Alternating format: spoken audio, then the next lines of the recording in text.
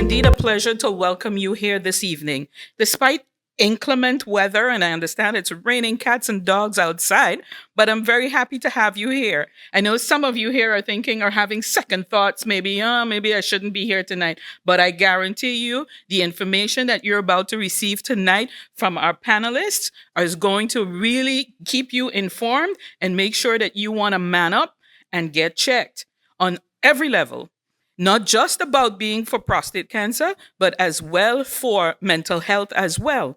So tonight, I invite you to sit back, receive all the information that you're going to get this evening from these good gentlemen. But before I do that, I want to introduce you to my right hand, left hand, and everything in between, Electra. Thank you so much, Shelley, for that introduction. It gives me great pride and joy to stand here as we host Let's Talk About Sex 2. It's a wonderful collaboration with Collective Prevention Services. This is our annual event that we would like to host because we think it's very informative for the community. We have a strong set of guests here that will definitely enlighten you with information to make you think, to make you, take charge of your health. And that is what is about. It's about education. It's about empowering you to realize that you are solely responsible for your health, but don't keep it for yourself. We want to encourage the men and women that are here tonight to continue to spread the message. And before we got into this panel discussion, we had a men's night out. It was a wonderful thing that we collaborated with the Collective Prevention Services. And, we hope to continue to do it. So, ladies and gentlemen, I don't want to, keep you any longer. Want to get right into the nice nitty-gritty information. And I would like to introduce our Honorable Prime Minister, Acting Deputy Prime Minister, Miss Veronica Janssen Webster. When I came in, I was really impressed. And I think we could have had more people in here. So next time, tell your friends and bring everyone. Everyone bring at least 3 people next year, God spare. And so that you can get this information here that you're going to get tonight, that they can get that and more next year. I am pleased to see you all here, and I'm pleased to see you all here in attendance as we bring awareness to the importance of prostate cancer during the month of September. I would like to thank the team at CPS for again putting together this wonderful event in partnership with the Positive Foundation and the Electrolytes Foundation. Please give them a round of applause. As I mentioned to Miss Shelley Alfonso earlier, they have been around quite a while. I know that the Positive Foundation, they were there when I got my son more than 20 years ago. And I know the electrolytes as well, all of the work that you've done before with breast cancer and now going over to prostate cancer. And having traveled to Colombia, where we have a lot of our patients going there, the doctors there told me that, it's alarming the number of prostate patients that we have in St. Martin. It's really, because I have here in this written speech that globally it's a health concern, but we need to look at St. Martin. It's really a health concern, and our men in our community need to focus on their health and need to do that early detection. Just like females with the early detection for breast cancer and cervical cancer, but also the men for prostate cancer. Early detection saves lives. This evening, we will not only be bringing awareness to prostate cancer screening, men's health, and but we will also be highlighting the importance of community support and also looking at mental health for men. We have the privilege of hearing from 3 men within our community, Mr. Snow, Mr. Gums, and Dr. Dennewy, who will share insights and experiences with all of you. Our goal this evening is to empower you with information and encourage you to engage in discussions, and make the most of the information being shared. Together, we can continue to promote a culture of health and well-being in our community. So enjoy this evening, and remember, bring out more people next time, more men. First, look at the body on the inside, right? This is like a cross-sectional image of what we have, right? If you were to cut the body in half, and you're gonna see where is the prostate. Yeah, everybody talks about the prostate. Everybody talks about where is it, and how does it relate to everything. You have your testicles, which you can hold easily. The prostate is actually a gland that sits in between the bladder, right? The bladder is right there. What you have is the prostate gland just right underneath it, and the where the urine passes, and also where the semen, where your sperm passes through, goes in between, right? So you have bladder here, prostate in between, and then when you ejaculate or you pee, that's where you're gonna have the effects of the prostate. If there is an enlargement, so it gets bigger, if it gets swollen, or if there's a cancer. Okay? Now, let's go back into the erectile dysfunction and to understand what it is and why it happens. For it to actually be erectile dysfunction, it has to it has to be a problem for more than 3 months. All right? It's not something that just happens once and you were stressed because you had a long day, GB run out.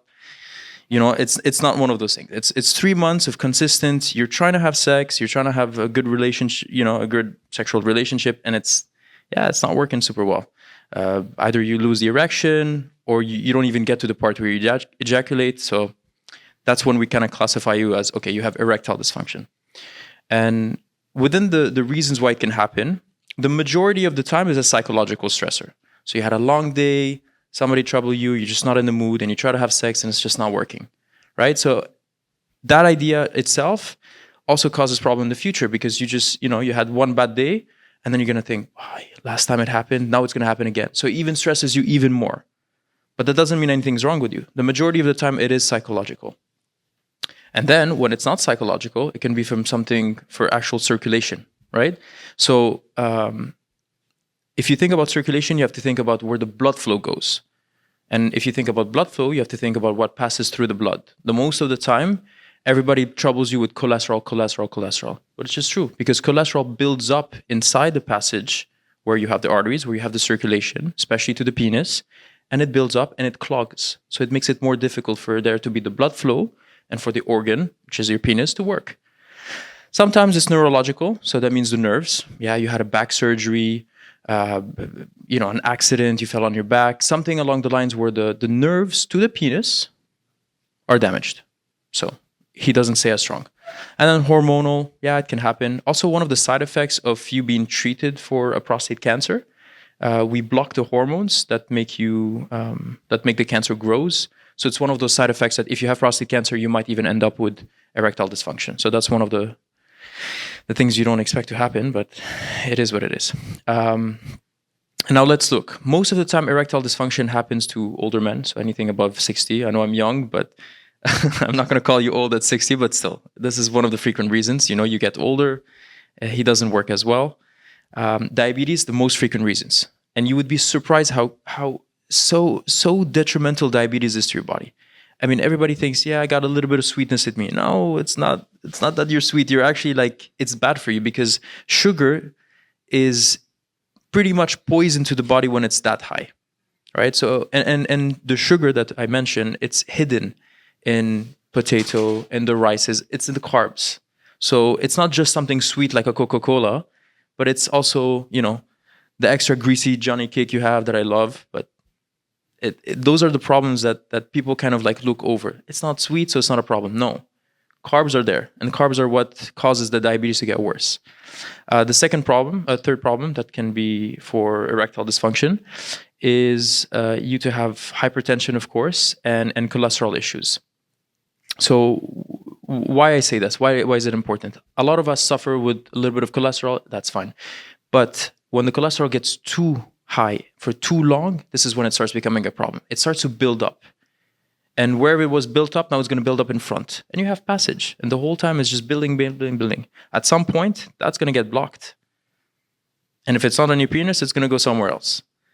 Another problem, smoking, tobacco, especially cigarettes. What happens when you smoke, the vessels go from being open to close. So vasospasm. Yeah? So you have less blood flow to those areas. And then side effects of medication. Yeah, it's true. Yeah, some medication will cause it. Not many, but it can. It can be. You can blame it on the meds once, maybe twice. How do you want to treat it? How do you want to make sure that you're not going to end up there? It's so easy to be lazy, and it's so hard to just say, okay, let me go up and walk. All it takes is 30 minutes. A little bit of walking, a little bit of exercise. You join a gym. It's good for your head. It's good for your body. It's good for you to lower your pressure, right? These are all things that just a little bit of exercise goes a huge, huge, huge way. You lower your sugar because you're using your muscles. The muscles use the sugar, boom, your diabetes is under control. You lower the pressure, boom, you don't feel that neck pain in the back. You don't feel that headache that's always happening to you. You eat healthy, you feel better. You are what you eat, you know. So if you eat crappy foods, you're going to feel crappy. And trust me, I see this all the time. I tell patients, hey, change up your diet a bit. And they say, doc, I feel amazing. Yeah. Because the sugar, because the carbs, they make you sleepy. It raises your sugar so fast, so up, you get, oh, I just want to sleep. And you nap, you wake up, you're still groggy. All right? So these are the things you wanna keep in mind when you make the decision. It's okay to eat once in a while, not so good. But if you make a majority of your diet clean, you exercise a little bit, you give back to your body, it gives back to you. And then the little one stands to become a big one. So a lot of men will come to me and they say, doc, yeah, you got something for one? I said, yeah, I can help you. And it helps. It helps to take medication. It opens up the vessels. Your penis gets erect and you have the strong anaconda there. But it's only in the moment. You take Cialis, you take Viagra. Everybody knows Viagra. Everybody knows Cialis. You go for the French side, it's cheaper. Yeah. You name it, I've seen it in all the patients. I'm talking to you exactly how real life works. I'm not going to tell you some stuff I learned in school that doesn't apply. I'm telling you the truth. You take those medications, it's going to open up the vessels. Might give you a little bit of headache, might give you some backaches. You feel a bit dizzy. I still don't know why I know this in detail, but still. The blood flow to the penis gets increased. So the penis gets filled with for blood, and then it gets erect. That's how you have an erection. If you don't have much blood flow, you don't have an erection. And that's the problem. That's what happens exactly when you have so much cholesterol or so much diabetes or so bad control, is at some point it gets down there. And then if you don't have that blood flow, you don't have that pump. If you don't have that pump, you don't have a hard penis. So let me tie in now a little bit back to why we're here tonight. Prostate cancer. Everybody's terrified of it. Everybody's wondering how it can happen. Why my friend, and could it be me? I've seen it happen quite a lot in Spain when I used to train there as a doctor, but I've seen it more in St. Martin. It's not always your fault. It's not always something you've done wrong. There's a few things that tie into prostate cancer. First of all, genetic. If you have someone in the family that has it, you might have it too. You don't know. You have to get checked. You're more prone to it. That's the first thing. Second of all, gene-wise, within the races. So African Americans will always be a lot more prone to it. And if you look back at the history, the reason for that is, of course, during the slavery time, they were eating a lot worse, blah, blah, blah. It ties into the genes. It stays over generation and generation. This is what happens over years, hundreds of years, and it stays and it persists. Same thing with hypertension. Same thing with diabetes. There's a prevalence more in the African American population. Within the word prostate cancer, everyone's always, it's cancer, it's going to kill me. Cancer it's one of those weird things where if it progresses, yes, of course, at the end, it can get worse. But if you catch it early on, there's a lot we can do, right? There's different treatments. There's different approaches. If it's not radiation, maybe it's surgery. If it's not surgery, maybe it's taking pills. Because the prostate reduces in size. And when you reduce it in size, you have less symptoms. And I'm going to go over the symptoms later. But the way to kind of check, and we always use the word PSA. What is PSA? Prostate secreting activity is the PSA, right? So the activity within the prostate gland. You have the gland. The second it goes and swells up a little bit, boom. The marker goes up, and we see it in the blood. What's the number? If you want to know the number, it's fine. Between 0 and 4 is okay. It's fantastic. It's very low activity. Between 4 and 10, we start to be like, how old are you? Because it is natural that the prostate increases in age, and that's fine. If you're 50, 60, you start to get it up. That's cool. That's okay. 60, 70 goes a bit more, and that's natural with age. But if you see something like 10, 12, 13, then we start to raise questions. It doesn't mean it's cancer, but there's an activity. So that's why when you say the word PSA, it's a very easy way to check, because all you do is just bring out your hand, let's get some blood, put it in a machine. 1 hour later, I'll tell you. You come to my clinic tomorrow, within the hour and a half, you get the results. You get the results, you check how much your PSA is. And the earlier you detect it, the faster you can do something about it. Because that's what you want to do. You want to do early on. You don't want to leave it for next year. And what does the PSA tell you? So it's very organ specific and not cancer specific. So if I tell you your PSA is high, again, it's not because you have a cancer. It's because the organ is enlarged. Why is the organ enlarged? Maybe there's a tumor. Maybe it's just swollen. And the reasons for swollen are different things. Yeah, it can be from irritation. It could be from, passing a hard stool. It can affect it. But the key is, if the number is really high, that's usually a questionable sign. The other alternative, and that's maybe not so much fun for a lot of people, but of course the rectal exam. Yeah, if I put my finger up the butt and I press a little bit down, the prostate is right there, and I can feel it. And when I touch, I check for the shape of it. I check to see what's going on. Is it swollen? Is my hand hitting something hard? And then I start to say, okay, that's not the normal prostate. That's weird. But if it's not super swollen, I'm not going to feel it, especially if my fingers have gloves and it's weird moment, the patient's uncomfortable. But within PSA, you have an exact number. PSA is 6. How old are you? Oh, you're 72. Okay, that's fine. PSA is 15. That's when we start to have those questions. That's why I want you to understand, okay, although these things creep up, you can do something quick about it. And within the prostate cancer, how are you going to know? How are you going to feel? What is it that you say, maybe it's this, let my doctor check. Always mention to your doctor if you have any problems within the way you pee, right? If we go back again to the first picture, just to show you, first picture, where is it? Within the anatomy, yeah. If you have the prostate gland have a tumor or something that's growing inside, it's going to press in between here. It's going to press it. So when you're peeing and you're like, little drops, or something is weird, something is off, something is pressing around this area right there. And that's when you start to feel the weird symptoms. Because the urine's supposed to pass, yeah, but there's something blocking it. So that's the way you can kind of feel it. Let me go back. Of course, a little bit of blood within your soursop juice, if you want to call it that. within the semen, of course. Burning sensation, yeah. This doesn't mean 100%, hey, I have cancer. Those are the things that indicate, hey, we should get this checked. If you pee a lot, I could also tell you that's diabetes. But diabetes also ties back in, right? You see how everything's a little bit connected?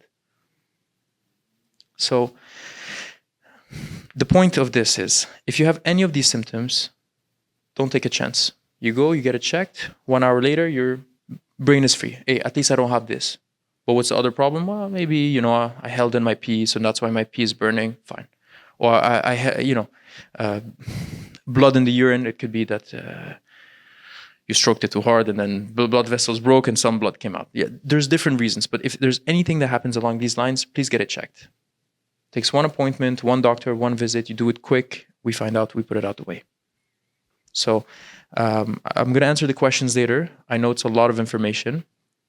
If there's something I'm not very clear about, ask me. I'll explain to you as much as you want. I try to make this as smart jargon words, but also as understandable, so we're both on the same level. It is in fact here on island. The minister said it's bad, the situation, prostate cancer. It is a pandemic. In fact, that's the way that both Dr. Ramos Rojas of the medical center would describe it. A lot of men have it. In fact, as Dr. Dennewy said, African American men and Afro-Caribbean men are twice as likely to get it as most other men, and they're more likely to get an aggressive form of prostate cancer.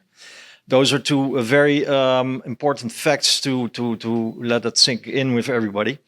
And to make it extra important to go and have yourself checked on a yearly basis. It's not just that you check now and hey, come back in 5 years. No, you really should check your blood every year. That's my advice. I started out at the age of 40. I'm 58 now. I was diagnosed with prostate cancer when I was 55, which is actually a young age, just like Michael Frier. I think Michael Frier was the same age when he got it. And so I can recommend. I see some older gentlemen already here in the audience, but 40 is the age that you really should start checking yourself and do general blood work, because also, as the doctor mentioned in his general description, you're not just looking for your PSA, but you're looking for your sugar level, you're looking for your cholesterol. These are all these are all data that you will want to know. Now, what happened to me back in 2021? I live a very healthy lifestyle. I try to eat healthy. I do a lot of sports. I used to play field hockey. I play football 3 times a week. So, you try to do everything that the doctor tells you, a lot of exercise, a lot of good food. But yeah, then at the end of the pandemic, about 1.5 years after the last time that I had myself checked, I had a PSA of 3.7. Then in August of 2021, I actually found out I had a PSA of 12. And that was a pretty large increase. So, Dr. Ramos of the medical center, we're actually lucky that we have these urologists now, because it used to be here on St. Martin that we would have to fly those people in every month. Now we have the doctors here ourselves, and these are very knowledgeable gentlemen that can help you out. Anyway, Dr. Ramos told me off the bat, Mr. Snow, it's not looking good. I think when the increase is this quick, this soon, you might have a serious problem. But before we get to that point, we have to check you out. Now, of course, most men here in society, they're all afraid of that famous finger test, because that's why a lot of them didn't go to the doctor.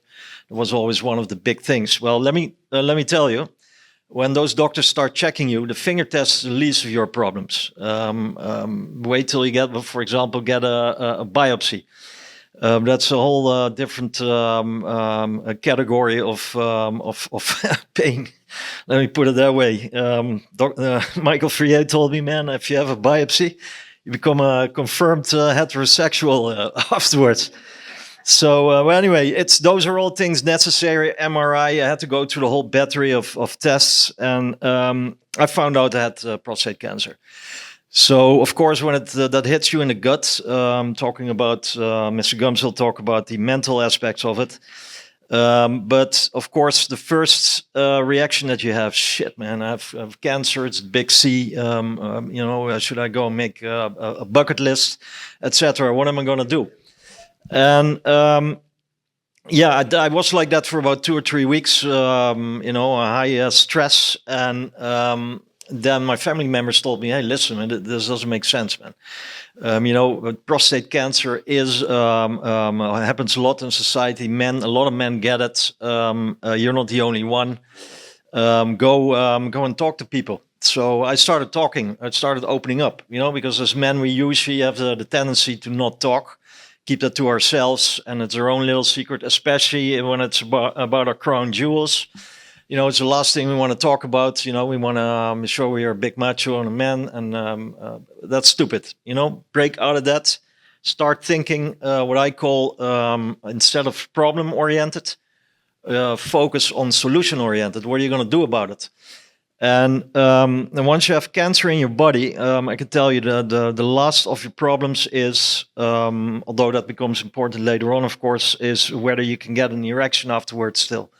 Because there are all sorts of problems with the actual therapy that you can get, depending on what kind of prostate cancer you have, how far advanced it is.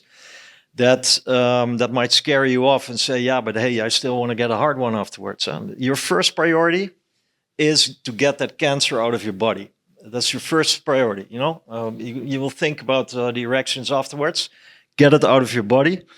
There's all kinds of experts here on the island that can tell you in the meantime how, in the meantime, you can still have a healthy sex life with your partner. There are other ways to do that, but the first thing that you need to do is to get the cancer out of your body. Now, in my case, because I caught it early, although it was a PSA of 12, anything under 20, 25, they consider that that you have all your options available. Now, if I say all your options, that means you can get operated, you can get radiotherapy, and there's another kind of therapy which also involves radiation that Michael Freire had. But I had the option to operate because I was early and because I'm fit. I don't have diabetes. I don't have. I'm not obese. I don't have. I didn't smoke. So there are a lot of reasons why I could do it. So I decided to operate, and I went to Panama. I was lucky; it was at the end of the pandemic, so that I could fly again. And there was a lady there that operated on me with a what they call Da Vinci robot. Now you would think, why a robot? Because a surgeon's hands, it's a human hand, can always twist a bit, and especially if it touches a nerve close to your penis, as Dr. Denway also explained. That can affect your erectile function after you recover from the operation. But I choose to do that. What the doctor does, she sits in a console about 6 meters away from the actual operating table. And you have this giant robot above you with 5 or 6 arms that actually enter your body through small holes and start operating on you. And she sits in a console and she's kind of playing video games in your body. So and they scrape the prostate off your urine channel. So I don't know. Do you have the you don't have the slide of the prostate? So what they actually have to do. Let me see. Yeah. So what they have to do. This is where the prostate is almost connected to the bladder, and they have to because it's kind of wrapped around the urine channel. They have to scrape it off, and they also have to cut a small slice of your urine channel, and then they have to reconnect the urine channel to the bladder. Now that can cause little complications that I suffered from. One of the complications is that you can have leakage. Sorry, I have to do it in the microphone again. That you can have leakage. Now, when you have leakage, you actually have to wear a man diaper because you can't control your bladder muscles. Now, in order to avoid that, what you can do before an operation, the 3 weeks before, you can do Kegel exercises. And you can go on YouTube, you can find any video, you type in Kegel exercises, and these are floor exercises that you can do. You don't need any gym equipment for that. You can already prepare your body for that, so that once you're operated, your recovery is a lot quicker. You can also do that after your operation, but it goes quicker if you're already kind of used to it.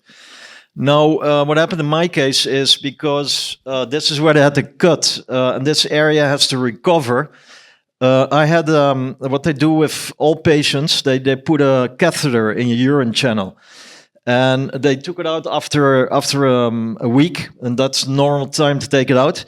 But the actual swelling around the area where they had to reattach it to the bladder hadn't sufficiently gone down yet. So it closed off. So I couldn't pee anymore. And that's very dangerous because if you leave that for too long, urine will flow back into your kidneys. And then you can get kidney failure and you're in a world of hurt. So that was a very scary experience for me to go through that. But fortunately, I had how do you call that? My surgeon was immediately available to help me out, and she put the catheter back in. Of course, it was without anesthesia at that time. It was a painful experience. But then I left it in for 3 weeks, and eventually it all I recovered well. And usually recovery time is about 8 weeks. And you wonder what happens after.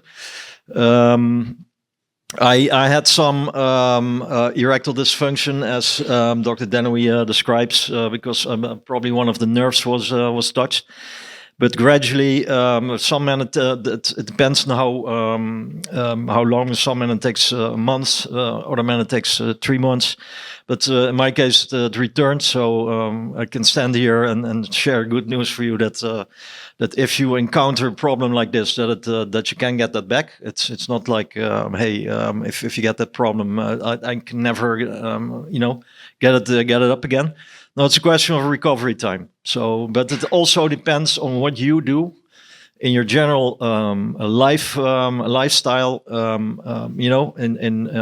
If you smoke a lot, if you drink a lot, if you're diabetic, there are a lot of factors that come into play. So you have control over that. So it's not just go and have yourself checked, but also what are you willing to do about your general lifestyle. And I stand here before you now 2.5 years since my operation. I've done a number of tests. The first year they had to do it every quarter, and now at the half-year basis, and I'm probably pretty soon going to a year-basis test. And my PSA is below the 0.1. The machines now they test. They can't go lower than that in the decimals. I think I'm in a good place. But I stand here before you because I want to share this, and because we know how widespread this actually is in society. And don't wait till what Dr. Dennewy described. You're standing above that toilet and you start feeling uncomfortable trying to urinate. Don't wait till that moment. Because again, it's about blood tests, and if you're medically insured, your insurer will pay for that. You just need a referral letter from your doctor, your family doctor. Aside from that, you can get freely tested every year through the Prostate Cancer Foundation. Do it every year. That's my advice to you. If you haven't done so already, go and do it. And it's I stand here before you as an example that this can lead to good results. I've helped 2 men, in fact, over the last 1.5 years, who have done the same operation as I had. I gave them advice about this, and I think they both came out very well. The good news is also that Dr. Ramos and Dr. Rojas can do this operation, not with the robot, but they can do the operation manually here at the medical center. If you have what they call prostatitis, which is what Dr. Dennewy also alluded at, that's benign growth of your prostate, you can also get operated for that. That option is also available here at the hospital. So, I can give you, if there's anything more that you want to know, please ask me afterward later. Question period. I'm very open to answer all your queries. But this is my advice to you. I hope that helps. So, okay. It's an honor to be here and being part of this panel discussion. I am Ahmad Gums, the founder and president of Men's Mental Health Awareness Foundation. So I'll give you a little history about Men's Mental Health Awareness Foundation.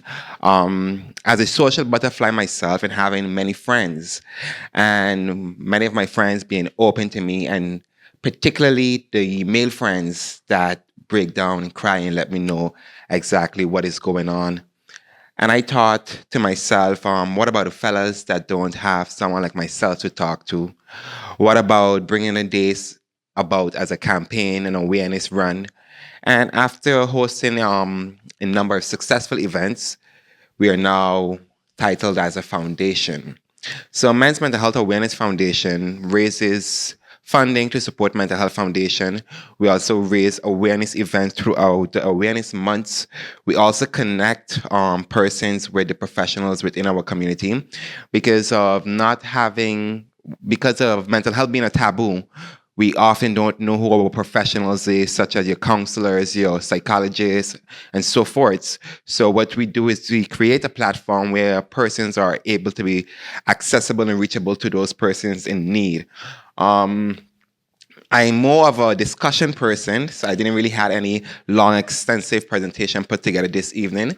But you can visit my Facebook page, Men's Mental Health Awareness, on Facebook, where you can see all the events we have done in the last 3 years.